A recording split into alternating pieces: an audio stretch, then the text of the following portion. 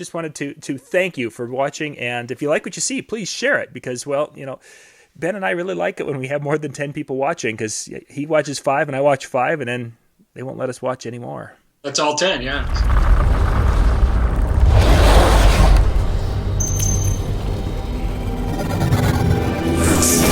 Good evening, ladies and gentlemen. It is Tuesday night, the night of the week we have all been waiting for because we have the one, the only Ben Stowe. Good evening, Ben.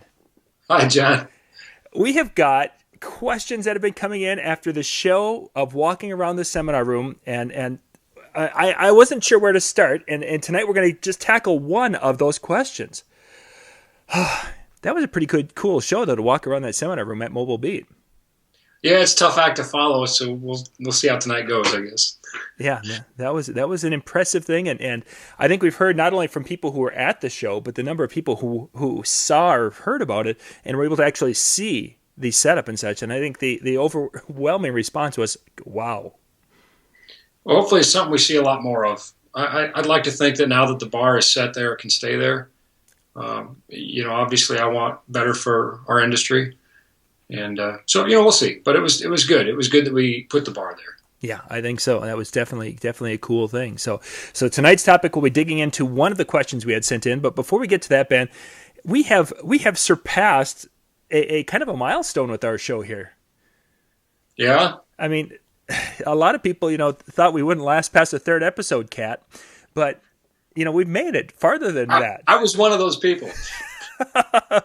Well, there was some things that we had to deal with, but after that, I mean, we've now put out over a year's worth of shows. Wow, that's a lot. Seems like yesterday. It kind of does. But it's been a good track. And for those of you watching, we want to thank you for watching because this is really kind of our way to give back to the industry and hopefully share a little knowledge. Hopefully share maybe a laugh here or there, or share something silly. That's all part of the fun too. And again, just wanted to thank you for watching. And if you like what you see, please share it because, well, Ben and I really like it when we have more than 10 people watching because he watches 5 and I watch 5 and then they won't let us watch anymore. That's all 10, yeah. So. Yeah, well, hey, how about shout out to you for watching, viewers? I mean, hey, if you lasted a year, good job. Way to hang in there. That's right. Because yeah, some of the recent shows we've had some pretty good numbers on, so that's pretty impressive. Good stuff. They aren't sick of us yet. I'll try harder. Obviously, our wives aren't the ones watching, though. If you ever ask questions to your spouse, and that'll be the next question on the show. Are you coming up for dinner or not? Okay, we'll be in a minute. Oh, good stuff. Well, let's jump into our topic tonight. One of the questions that came in is people were wondering, because Mike do so in the video, which for those of you who didn't get to see it, you need to go check that out. You can go to djntv.com and look at the Tuesday Night with Ben Stowe link, and you can see all the shows. But in the show, Mike talked about the whole concept that wattage, because that's the first question a lot of people ask him. And I'm sure, Ben, when you guys get people talking to you about speakers, you get that question an awful lot too, I would imagine. We do. It's really the number one thing people ask. And I really think it's because they don't know what else to ask. I really think that's the reason. It's probably the last thing they should ask. We'll kind of cover maybe why, particularly if it's a powered loudspeaker. I mean, not that wattage isn't at all important, but it's important for different reasons than people generally associate it with. And we'll kind of get into that. It's just... It makes me kind of want to, a bit like Mike. Mike was a little more vocal than me, but I do kind of want to shake my head when people say, well, how many watts is it? I mean, well, what difference does it make? And if I asked that question sincerely, if I asked you, what difference does it make? You probably couldn't tell me.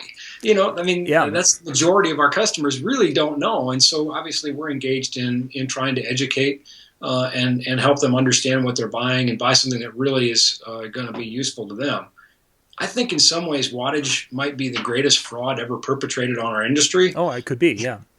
And it's tough to know where to point the finger because as soon as that becomes the litmus test, if that's what customers are asking for, the manufacturers have to put it out there. So it's tough to blame any manufacturer for putting out wattage numbers because they have to sell loudspeakers and they have to keep up with the Joneses, so to speak. Yeah. But we're going to change all that tonight. That's right? what we're here for, because the question that came in was if wattage isn't a good indication of the speaker capability, what would be a better way to judge speakers? And of course, when you get into something like that, that becomes kind of techy, and there's really no one I can imagine who does a better job of explaining tech. Well, Ben can explain tech, and then I'll have to translate for us, hopefully. That's fine. We'll have subtitles, closed captioning. Yeah, that's what we'll have to. And now, Ben, as you were just talking about the whole wattage thing, I think probably the reason why most of us jump to that is really for the same reason why when brides are calling DJs and asking, what's your prices? Really, it's the only thing that they have maybe had driven into their head of comparing left and right. And yet, as we know in the DJ and wedding world, there's just so many other factors. And I think that's what we're going to dive into are some of those other factors. Do you know how much a polar bear weighs, John? No. Enough to break the ice. How are you doing? I think one of the worst pickup lines, I literally just saw that used the other night.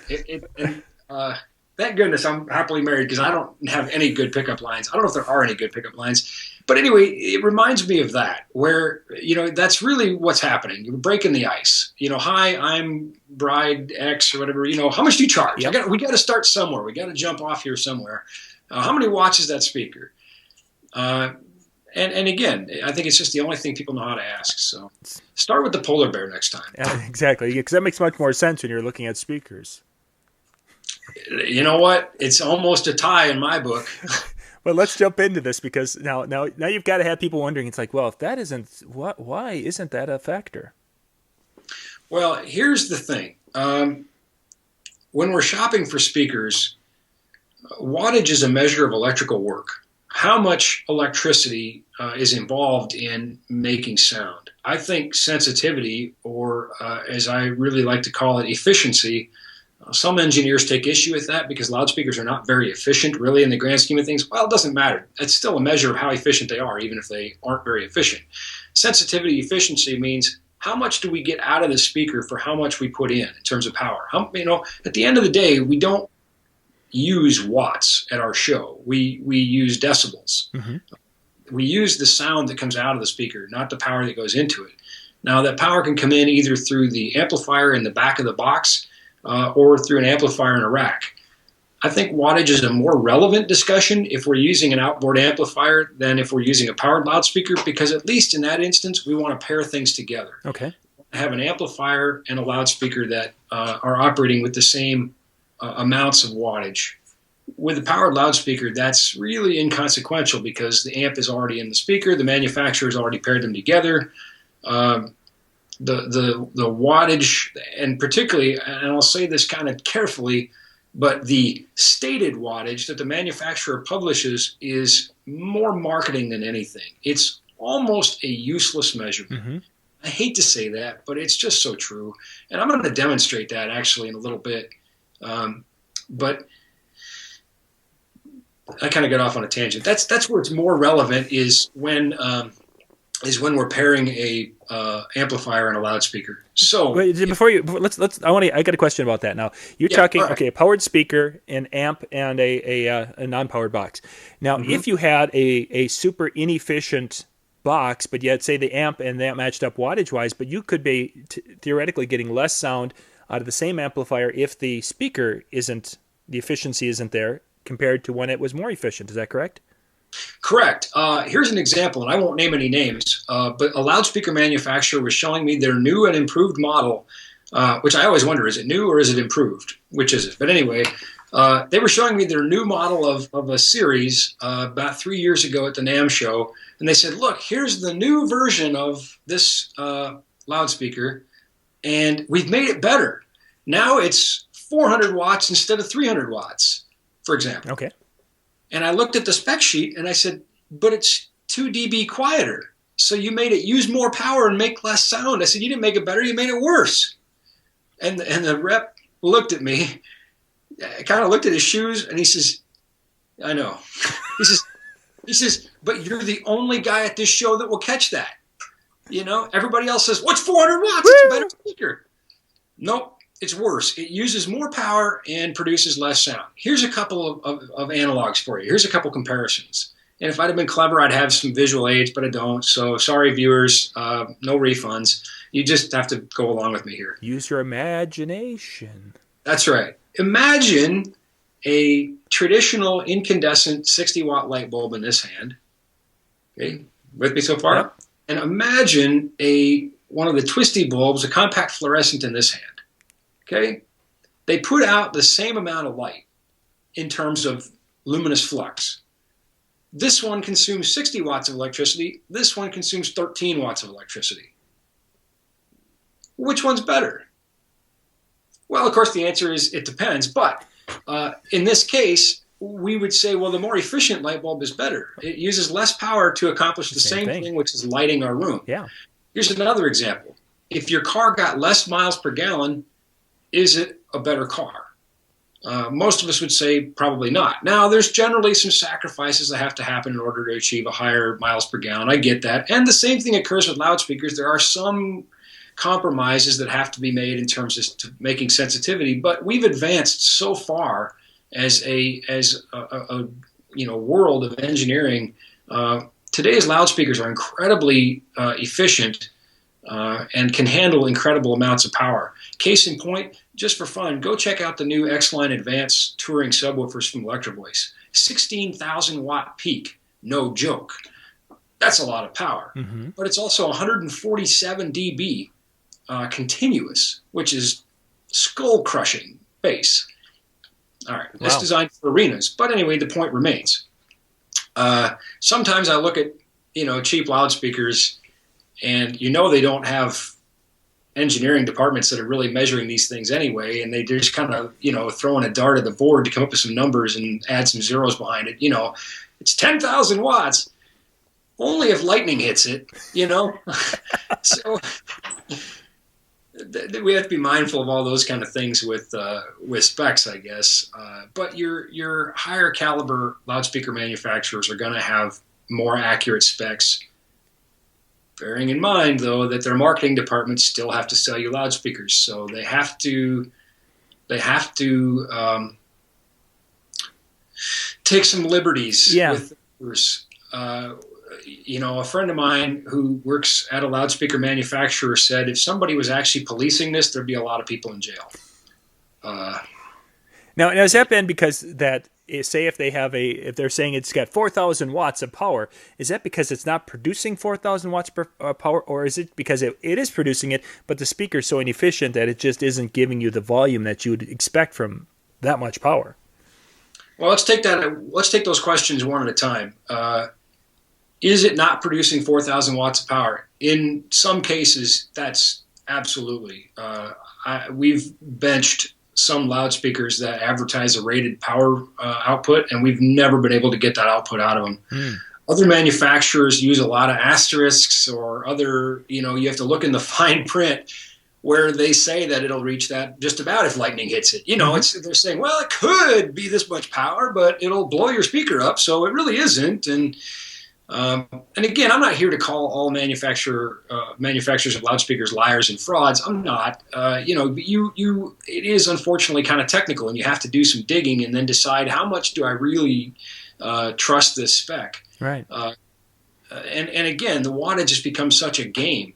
We can almost certainly rely more closely on dB ratings. Mm-hmm. Those are almost always, I think, more meaningful.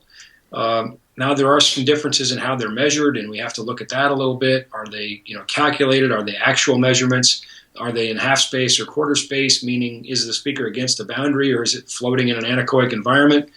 We did a show a while back on Evie's anechoic chamber. Different loudspeaker manufacturers use different ways to measure these loudspeakers. But at the end of the day, wattage is only important so you don't trip breakers. That's about it. Whereas the decibels are going to tell you how much sound you're going to get out of the speaker. Mm-hmm.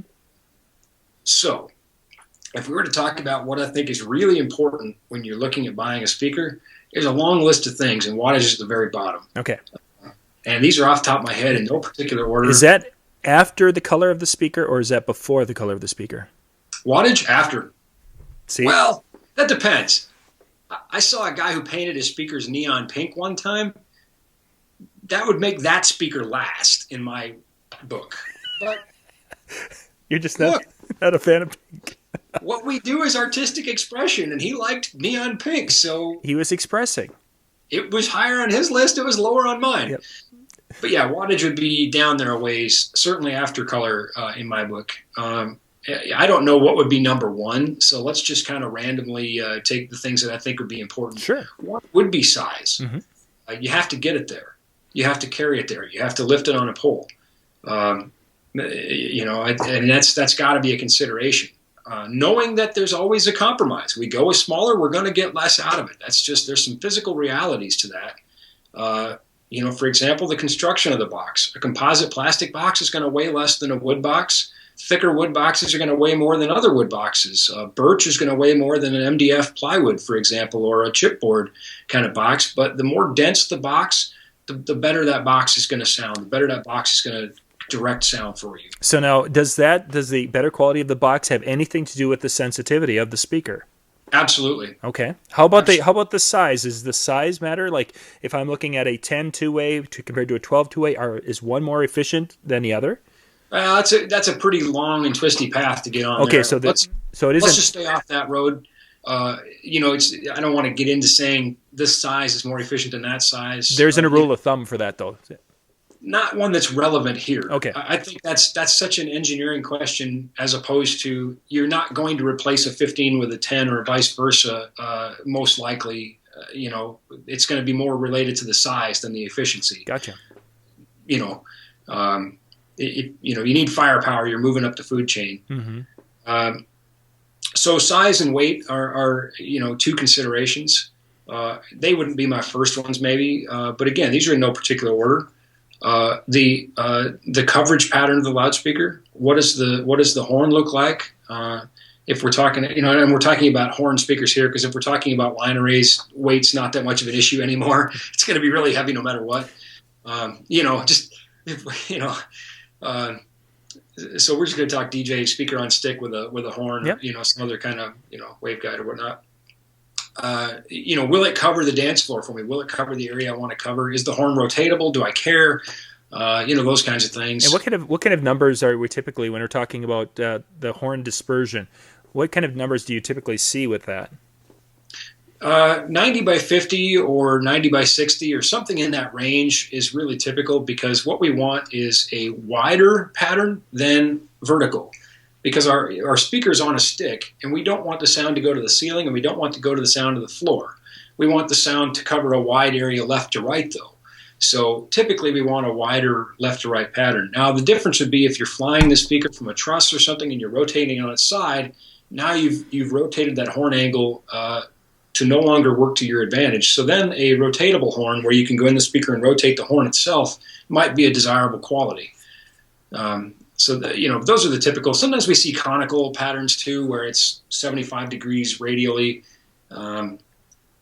Anyway, we're mostly worried about putting the sound where the people are, right?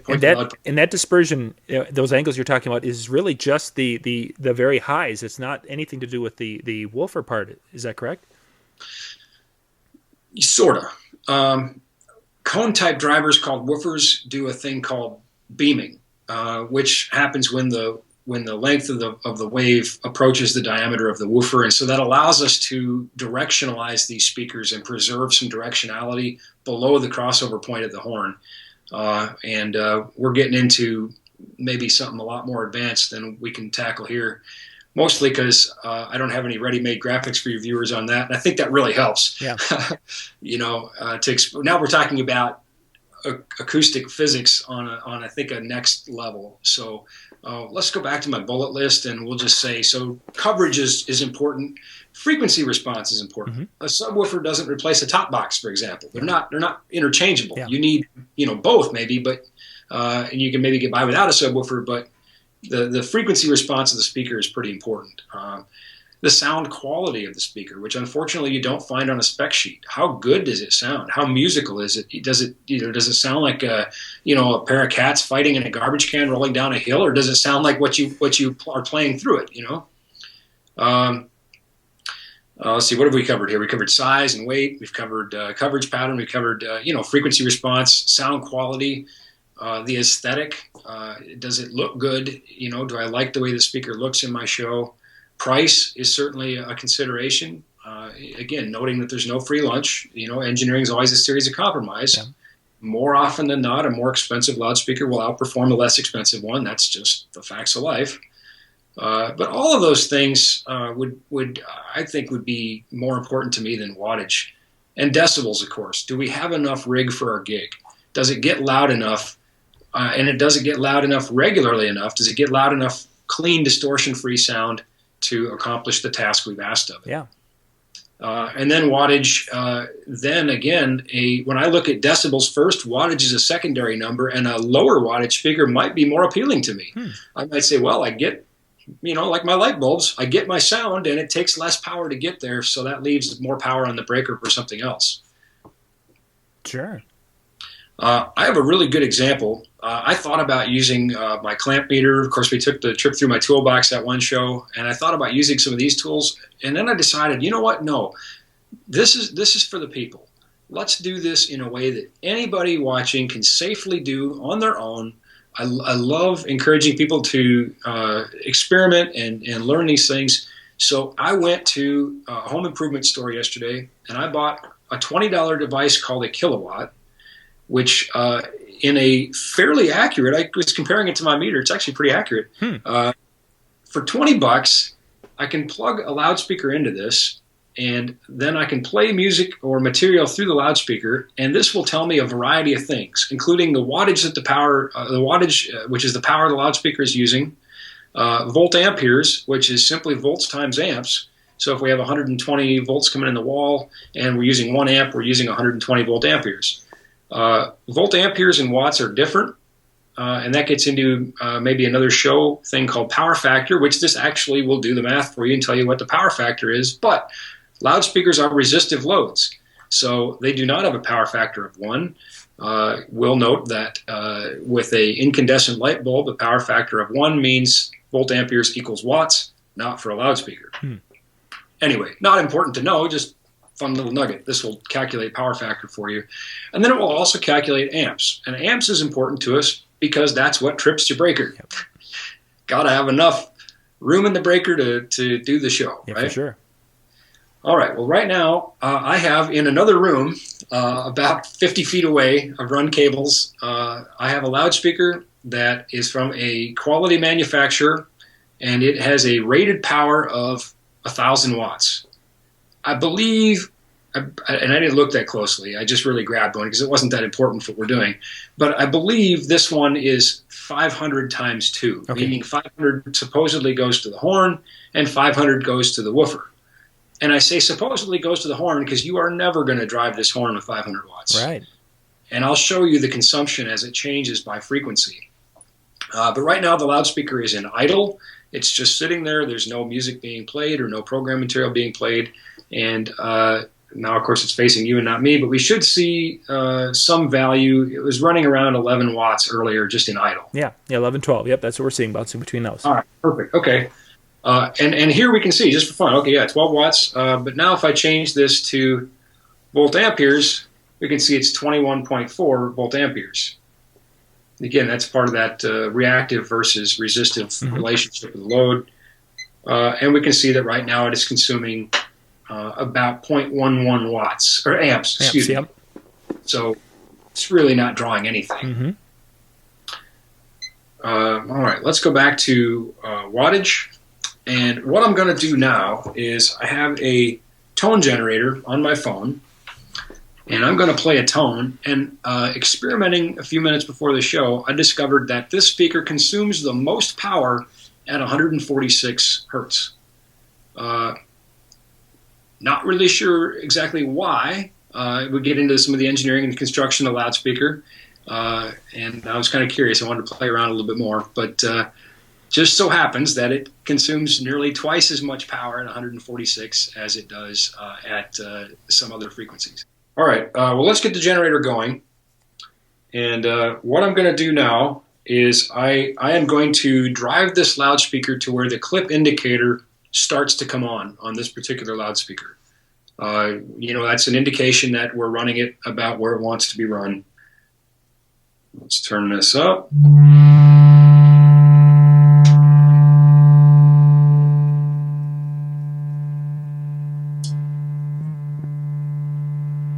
403.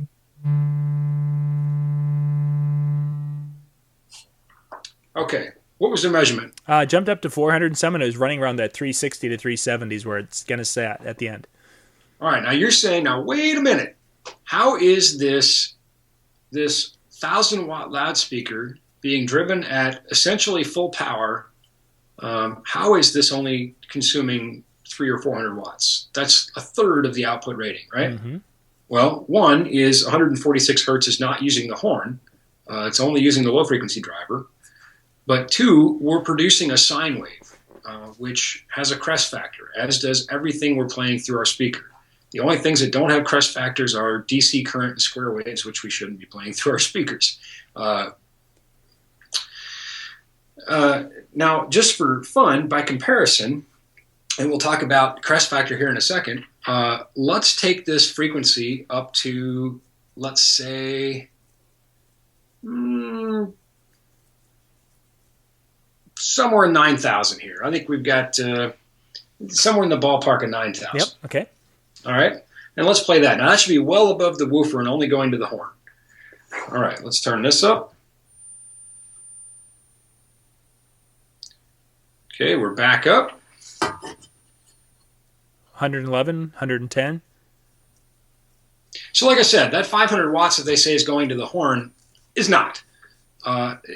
These tiny little horns, we've looked at on our show, we've looked at why loudspeakers work and how they work and why they fail and how these high-frequency devices are smaller. There it is. There's your physics in proof. Mm-hmm. Now let's do this. Let's take and let's do pink noise. We'll do filtered pink noise here. Now, what's the difference between the tone that you just sent through and a pink noise? Or explain pink noise for those who don't know what that is. Good question. Pink noise is essentially a representation of all frequencies. Sounds like static. You may hear it here, even though the speaker's in an adjacent room. Whereas a tone is just that frequency. Okay. And we're just looking at a sine wave. And we'll look at one. I've got some graphics for you here. We'll pop up in a minute. Sure. When we're just looking at one frequency, we're just seeing that particular, sine wave. Whereas everything else, my voice, music, and everything else is a whole pile of sine waves. Fourier would call them complex sine waves. Okay. That's what makes up music. With the tone, we've isolated it to just one. So pink noise is kind of an across-the-board representation of frequency.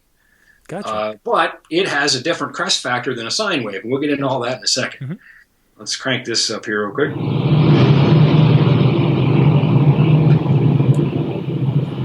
And survey says 165. 165. Yeah, 150. We're bouncing in that range. Yet we would see the peak indicator on our 1,000-watt loudspeaker. Just for fun, let's see how many amps that is. 1.85. Yep. All right. And if we played music, we'd see that number jumping around. On those tones and the pink noise, it holds pretty steady. If we were playing music, we'd see that wattage number jumping all over the place all the time. Let's talk about that part now. Yeah. And let's start with our graphics. Let's go ahead and pop up this the first graphic showing my sine wave. Okay, what you see here is this is what a sine wave looks like if we could picture one. We have peaks and valleys, and it crosses a midpoint. So it's turning on and turning off. Basically, it's kind of waving up and down. And thus, it's not producing that peak energy all the time. Anyway, from one complete cycle, from peak to opposing peak, or pick any equal point of the sine wave, that's going to be what we call a hertz. How many times that happens every second is a cycle, and it's measured in hertz. So, for example, on our 9,000 tone we were just looking at, you would see what's happening between those red lines 9,000 times every second. And obviously lower frequencies happens much slower. There are bigger wavelengths and course, we know all about that, the relationship between time and wavelengths. Right, everybody's got it. All right. And it's not important if you don't. Not today, anyway. It is, but not for this moment. Let's take a look at our next slide here. Let's look at peak power. All right, so there we can see the peak amount of power that we're using from the peak of the wave to the midpoint. But again, we notice it's only at the peak for a very short period of time. Let's take a look now at what the average amount of power is, and that's what we call RMS, which stands for root mean squared. And that's a more accurate indication of our consumption of power. Amplifiers have capacitors and things in them that allow them to discharge and handle these peaks. And that's why a peak power rating is, again, all these wattage ratings have some level of importance, but only if you understand what they really mean. A peak power rating and an RMS power reading have a direct relationship, but it depends on what you're playing through the speaker. We'll look at that in a second. So let's take a look at our RMS slide here. We are up. Okay, and what you can see here is on this slide now we can see how we can calculate the approximate value. Based on a sine wave, it's about 0.707, and that's a crest factor of about 3 dB. I think I have a slide that says that. We can throw that one up. We are there.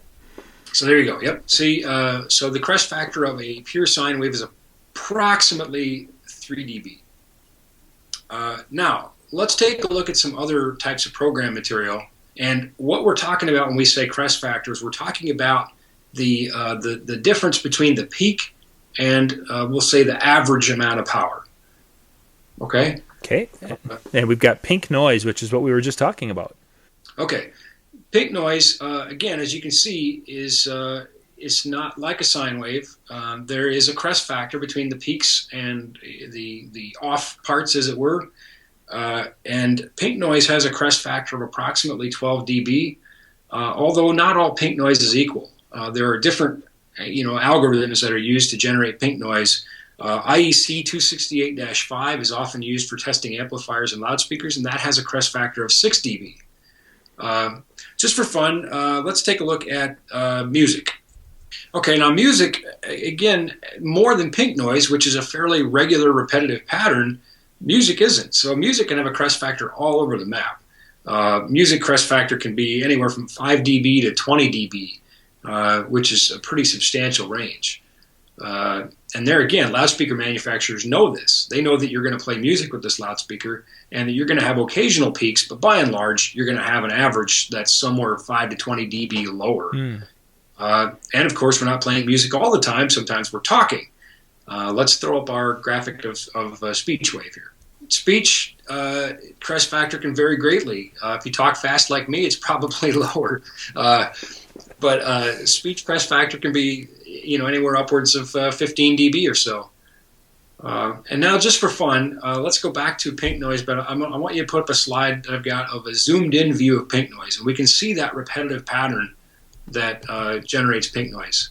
So there you go. There you can see the kind of repetitive, calculated pattern that generates pink noise. And pink noise is often what we use to tune a system, to allow us to see a system across all frequencies and tune that for a room and for loudspeakers. So it's a fairly accurate representation of those frequencies. I don't know how well you would be able to hear any music I play, so I want to be mindful of artist copyrights and that sort of thing. But just for fun, I think it would be kind of interesting to play some music.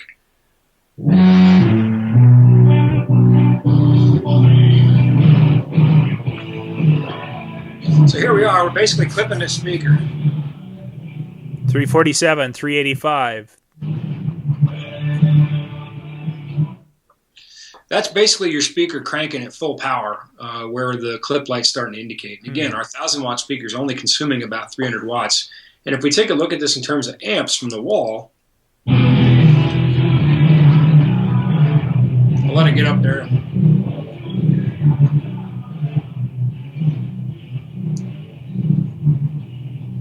Three and a half.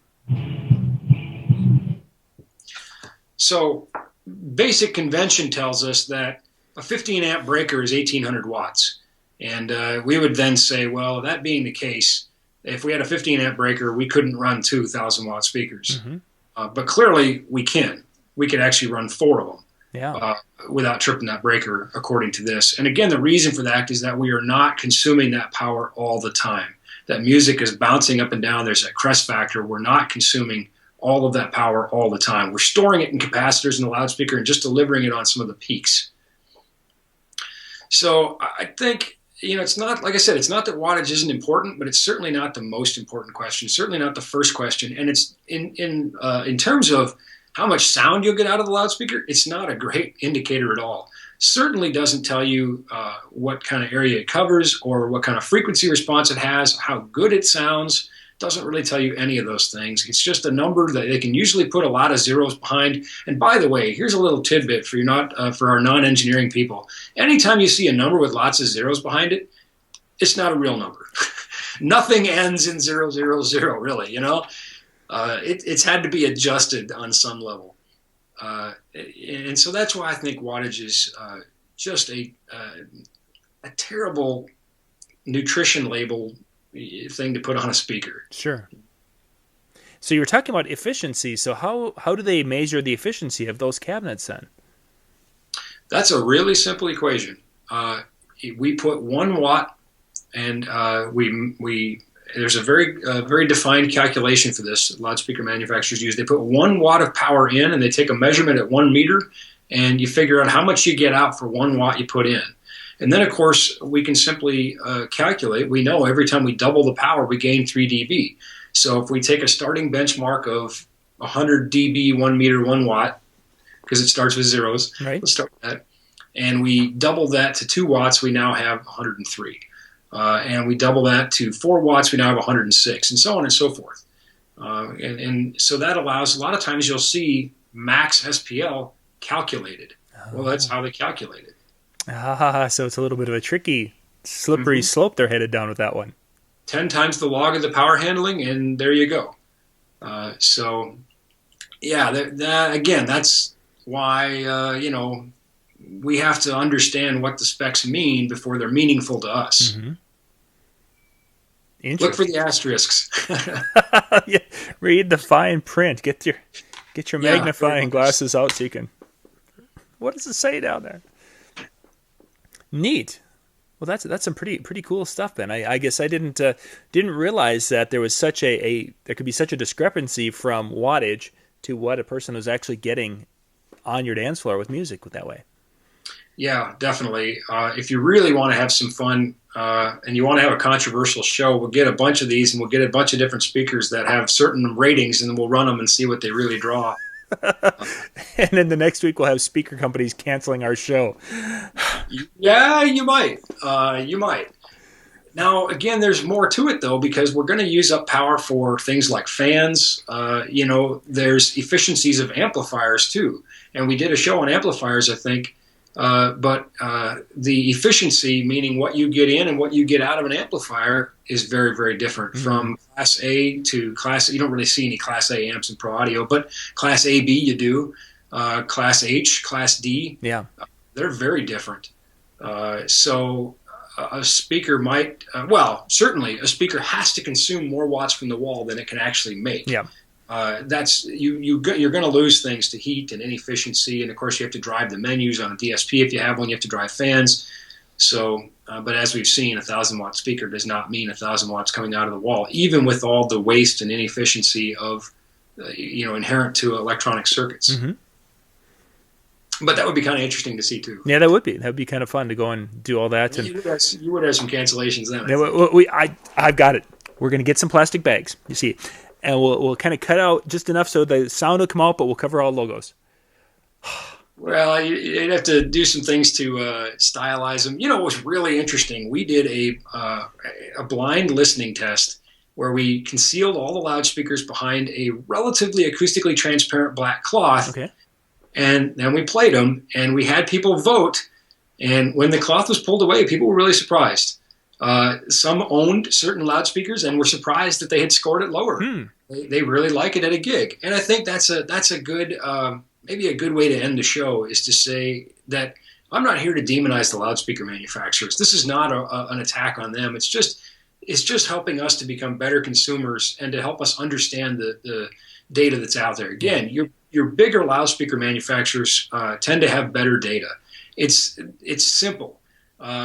They have the engineering capacity, they have the engineering facilities, they have the engineers on staff, versus some of these smaller companies that are importing less expensive loudspeakers.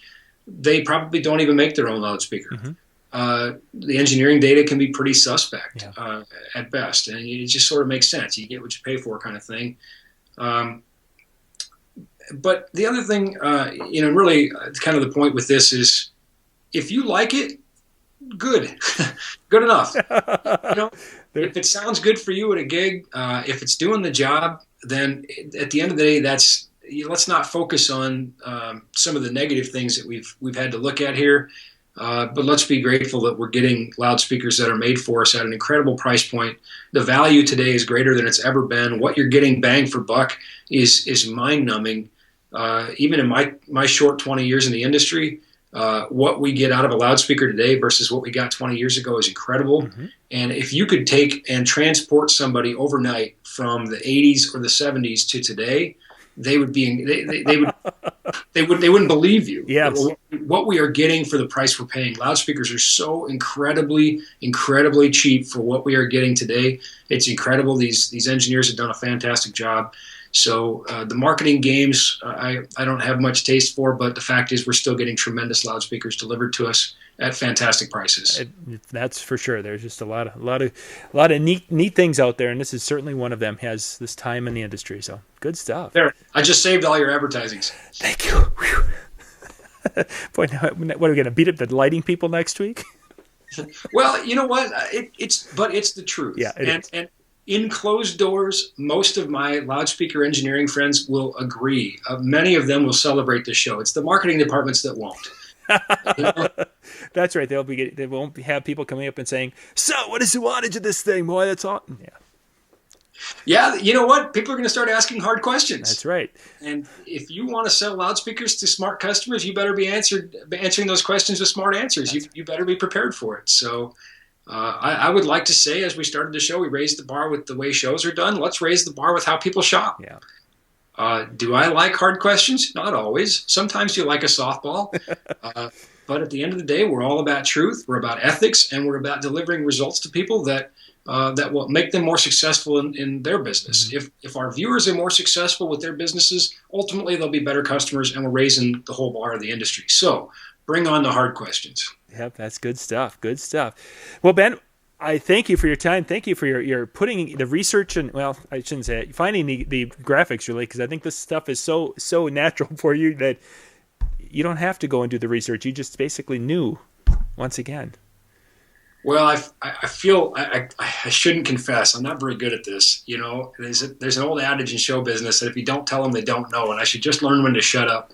But yeah, I really didn't have time to research this, so I feel kind of bad. I feel like if I had spent a little time really prepping for this, maybe we'd find some more good nuggets. So maybe I'll do that now, and we'll have a follow-up show.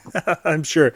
I think there's so many aspects. We even touched on a few in tonight's conversation that were different directions that a person could go. So good stuff for a future show. For those of you watching, we want to thank you very much for watching once again. If you like what you see, please share it on your social media pages and click like down below. Questions, comments, thoughts, please put those down in the comments area down below, because we really appreciate that, because we try to get out there and comment and such and answer your questions. It's just really kind of a cool thing. You've been with us for a year now. Yeah, it's like our anniversary. Yeah, and we didn't bring cake, Kat. Oh, thanks again, Ben. This is John Young with the Disc Jockey News TV, and Ben Stowe from NLFX Pro. Thanks for watching. Good night.